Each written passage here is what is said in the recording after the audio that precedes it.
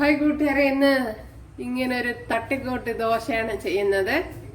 അപ്പോഴും ഇതെങ്ങനെ ഒരു തട്ട് ദോശ പെർഫെക്റ്റ് ആയിട്ട് ആ കടയിലെ ടേസ്റ്റിൽ തന്നെ എങ്ങനെ വീട്ടിൽ ചെയ്യാമെന്ന് നോക്കാം. ഹായ് കൂട്ടുകാരെ, സെലിൻ ബ്ലോസിലേക്ക് സ്വാഗതം. ഇന്നൊരു തട്ട് ദോശ നോക്കാം, അതെങ്ങനെയാണ് തയ്യാറാക്കണേന്ന്. അതിനായിട്ട് പച്ചരി എടുക്കാം. ഞാൻ ഇപ്പം 4 ഗ്ലാസ് പച്ചരിയാണ് എടുക്കുന്നത്. അതുപോലെ പച്ചരി എടുക്കുമ്പോൾ ഇതുപോലെ ഒരുപാട് നിറച്ച് എടുക്കണില്ല, ഇതേപോലെയാണ് എടുക്കുന്നത്. 2 അപ്പോൾ ബാക്കിയുള്ള അളവും അതേപോലെ തന്നെ എടുക്കണം. 3 4 അപ്പോൾ 4 ഗ്ലാസ് പച്ചരിക്ക് 3/4 ഗ്ലാസ് ഉഴുന്നാണ് ഇടാറുള്ളത്. അപ്പോൾ ഉഴുന്ന് ആൾറെഡി ഇട്ടിട്ടുണ്ട്. അതുപോലെ 1 ടീസ്പൂൺ ഉലുവ, ഇതുപോലത്തെ ടീസ്പൂണിന് 1 ടീസ്പൂൺ ഉലുവ, അത് ഞാൻ ഇതിവിടെ വെള്ളത്തിൽ ഇട്ടിട്ടുണ്ട്. അത് പോയിട്ട് അവില്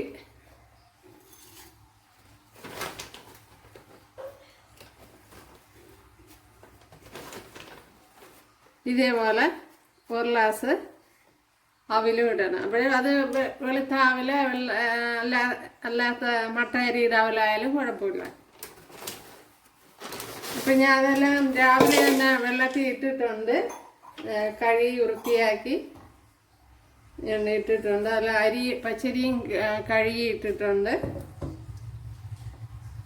ഓക്കെ, അപ്പോഴും ഉഴുന്നും നമ്മൾ അരി എടുത്ത ഗ്ലാസ്സിന് 3/4 ഗ്ലാസ് വേണം. 3/4 അല്ല, 1 ഗ്ലാസ്. 1 ഗ്ലാസ് ഇങ്ങനെ കുമിച്ചെടുക്കരുത്, അല്ല ഇങ്ങനെ നിരത്തി വേണം എടുക്കാൻ. അപ്പോൾ ഞാൻ അത് ഇട്ടിട്ടുണ്ട് ആൾറെഡി, അതുകൊണ്ടാണ് ഉഴുന്ന് കാണിക്കാത്തത്. അപ്പോൾ മനസ്സിലായി കാണുമെന്ന് കരുതുന്നു. അപ്പോൾ ഇതുപോലത്തെ ഗ്ലാസ്സിന് 4 ഗ്ലാസ് പച്ചരിയാണ് എടുത്ത്, അതിന് 1 ഗ്ലാസ് ഉഴുന്ന്. ഗ്ലാസ് ഉഴുന്നും അതുപോലെ തന്നെ 1 ടീസ്പൂൺ ഉലുവയുമാണ് ഇട്ടത്. പിന്നെ അവല് ഞാൻ കാണിച്ചായിരുന്നല്ലോ. അപ്പോൾ ഉഴുന്നൊക്കെ ഇനി ആ വെള്ളത്തോടു കൂടി തന്നെ മിക്സിയുടെ ജാറിലോട്ടാക്കി കൊടുക്കാം.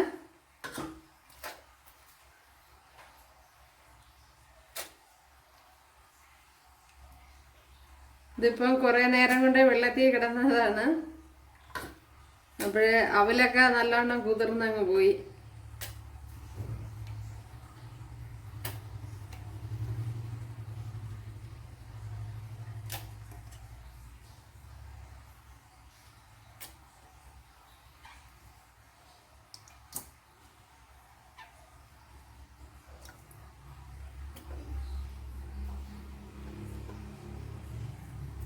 ഓക്കെ, അപ്പോൾ ഉഴുന്നെല്ലാം ഞാൻ ഇതിനകത്ത് ആക്കിയിട്ടുണ്ട്. ഉണ്ട്.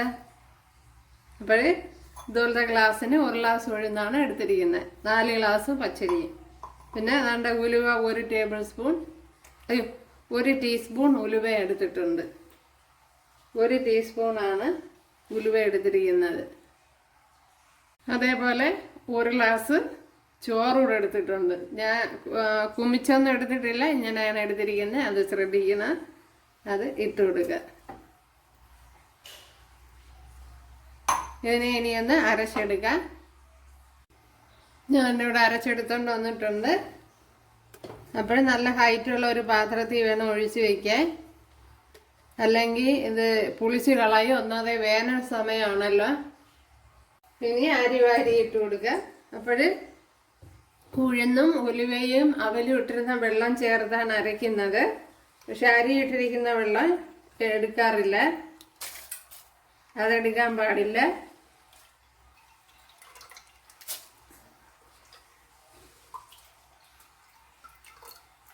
അപ്പോഴേ ഉഴുന്നും അവിലും ഉലുവയൊക്കെ രാവിലെ തന്നെ വെള്ളത്തിൽ ഇട്ടിരുന്നു. ഒരു 6 മണിക്കൂറോളം വെള്ളത്തിൽ കിടന്നു, അതിന് ശേഷമാണ് എടുത്തത്.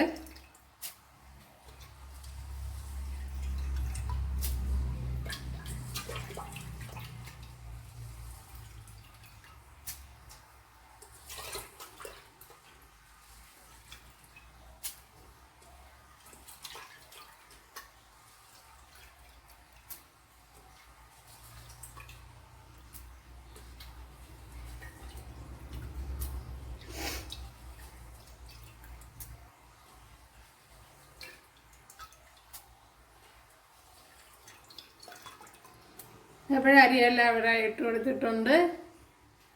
അപ്പോഴേ അരിയും ഇവിടെ അരച്ചെടുത്തുകൊണ്ട് വന്നിട്ടുണ്ട്.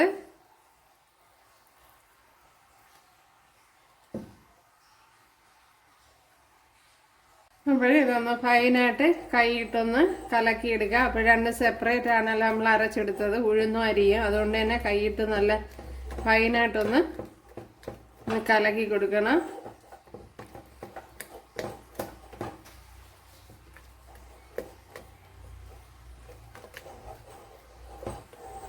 ഇതിപ്പോൾ ഞാൻ രാത്രിയാണ് അരച്ചെടുക്കുന്നത്, നാളെ രാവിലത്തേക്ക് വേണ്ടിയാണ്.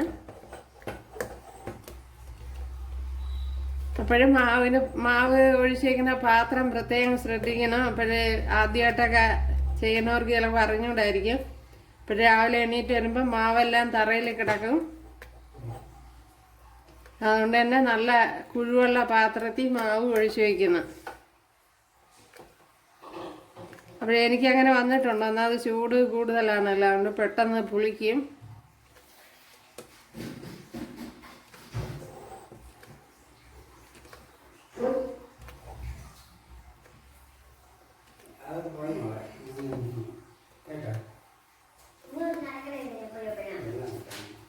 ഇനി ഇത് അടച്ചു കൊടുക്കുക. നല്ല സ്ട്രോങ് ആയിട്ടുള്ളൊരു പാത്രത്തിൽ വേണം വെക്കാൻ. ഇന്നലെ അരച്ചു വെച്ച മാവ് ഇവിടെ നല്ലപോലെ പുളിച്ച് പൊന്തി വന്നിട്ടുണ്ട്. ഉണ്ടല്ലേ,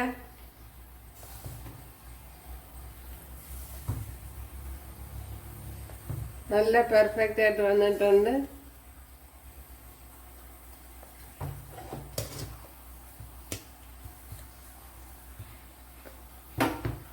അപ്പോൾ ഇതിലിനി ഇന്നലെ ഉപ്പ് ഇട്ട് കൊടുത്തില്ല. ഇനിയിപ്പോൾ ഉപ്പ് ഇട്ട് കൊടുക്കാം.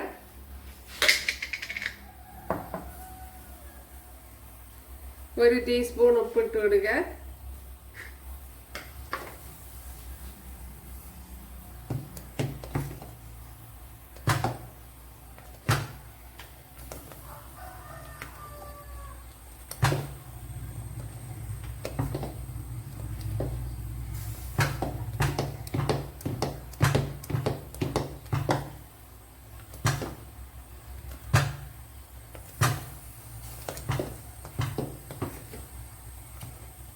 അപ്പോൾ നല്ലപോലെ കലക്കി എടുത്തിട്ടുണ്ട്.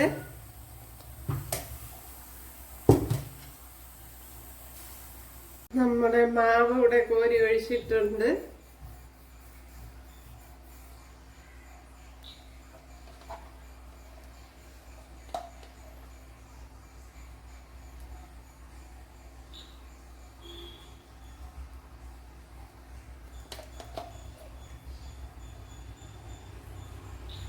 ഇഷ്ടമാണെങ്കിൽ കുറച്ച് നെയ്യ് ഇതുപോലെ ഇട്ട് കൊടുക്കുക.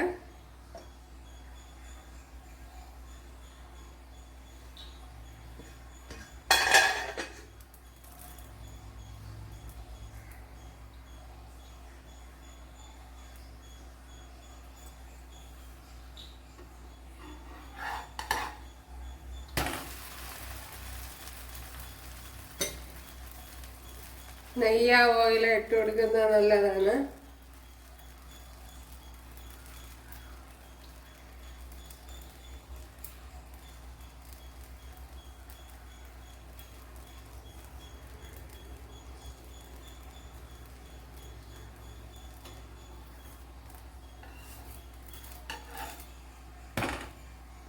Wow, super.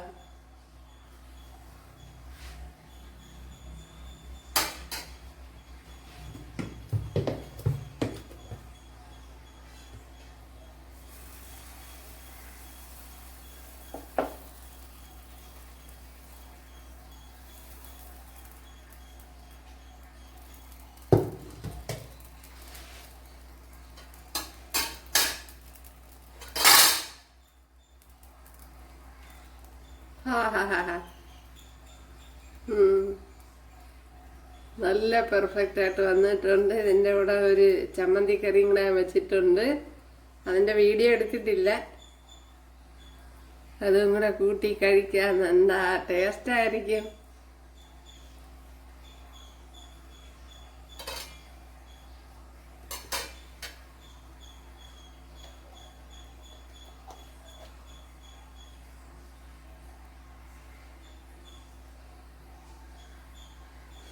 ആ തട്ടിക്കൂട്ടി ദോശയുടെ മണം തന്നെ വരുന്നുണ്ട്.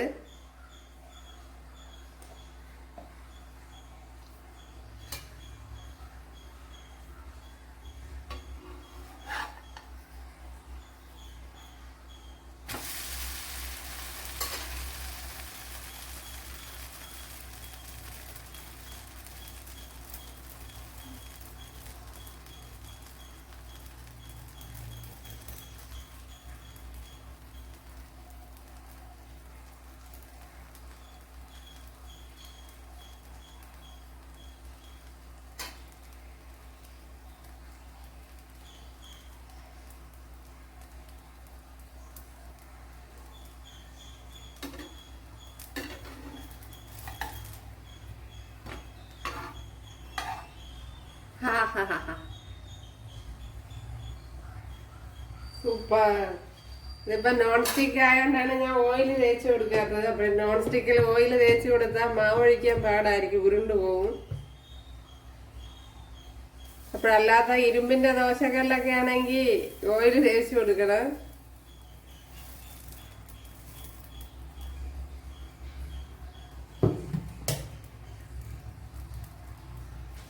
നമ്മുടെ തട്ടിക്കൂട്ടി ദോശ സൂപ്പറായിട്ട് വന്നിട്ടുണ്ട്. കണ്ട, എല്ലാ ദോശയും അതുപോലെ തന്നെയാണ്.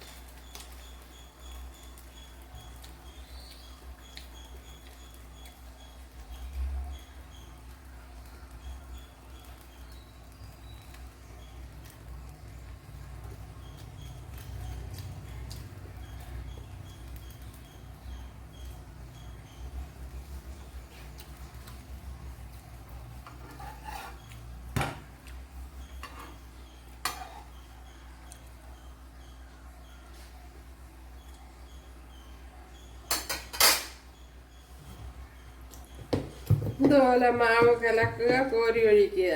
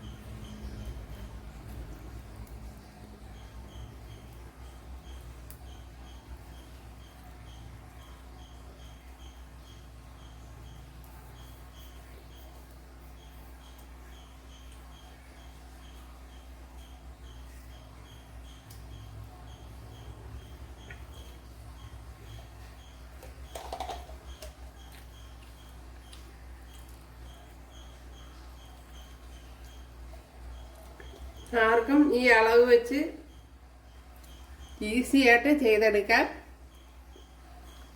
പിന്നെ വെള്ളമൊന്നും കണ്ടവാനം കോരി അങ്ങ് ഒഴിച്ച് അരച്ചെടുക്കല്ലേ.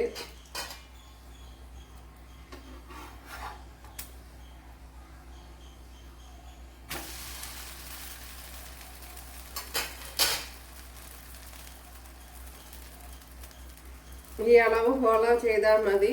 നല്ല പെർഫെക്റ്റ് തട്ടുദോശ നമുക്ക് വീട്ടിലുണ്ടാക്കാം.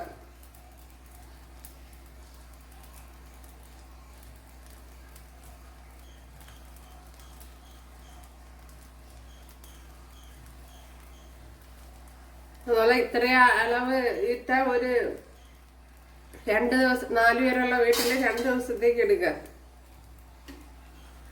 പിന്നെ എടുക്കണതിന്റെ ബാക്കി മാവ് ഫ്രിഡ്ജിനകത്ത് സൂക്ഷിച്ചിരുന്നാൽ മതി.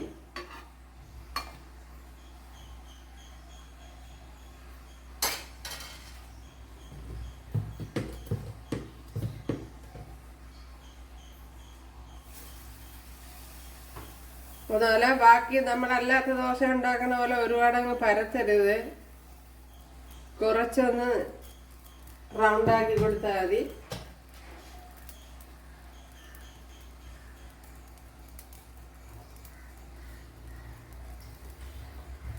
നമ്മുടെ ഇത് നല്ല ഹോൾസൊക്കെ വീണ് നല്ല ശരിയായിട്ടുണ്ട്.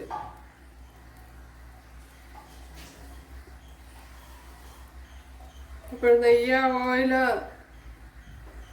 എല്ലാം ഉണ്ടെങ്കിൽ ഇതെല്ലാം കുടഞ്ഞു കൊടുക്കുക.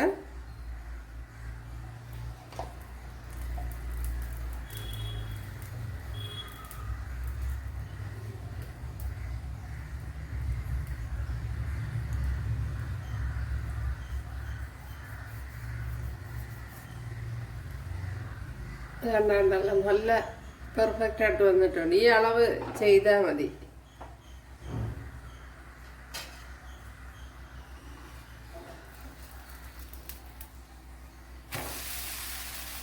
ഇനി വേണമെങ്കിൽ എനിക്ക് താല്പര്യമാണെങ്കിൽ അടച്ച് വെക്കുക. അടപ്പെടുത്ത് വെച്ച് ഞാനിപ്പോൾ അടയ്ക്കണില്ല.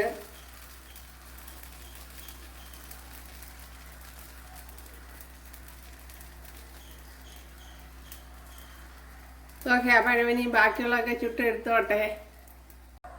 നമ്മുടെ തട്ടിക്കൂട്ടി ദോശയും ചമ്മന്തിക്കറിയും. ആഹാ, എന്നാ സോഫ്റ്റാ. നല്ല പെർഫെക്റ്റ് ആയിട്ട് വന്നിട്ടുണ്ട്. അപ്പോൾ ഇത് തന്നെ ഫോളോ ചെയ്യുക. നല്ല കട്ടിയോടുകൂടി നല്ലതുപോലെ നല്ലതുപോലെ ശരിയായി കിട്ടിയിട്ടുണ്ട്.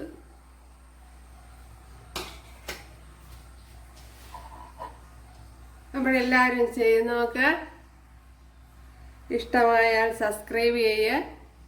എനിക്കൊരു സപ്പോർട്ടാവും. അപ്പോഴടുത്തൊരു വീഡിയോ കാണാമെന്ന് പറഞ്ഞുകൊണ്ട് എല്ലാവർക്കും താങ്ക്സ്.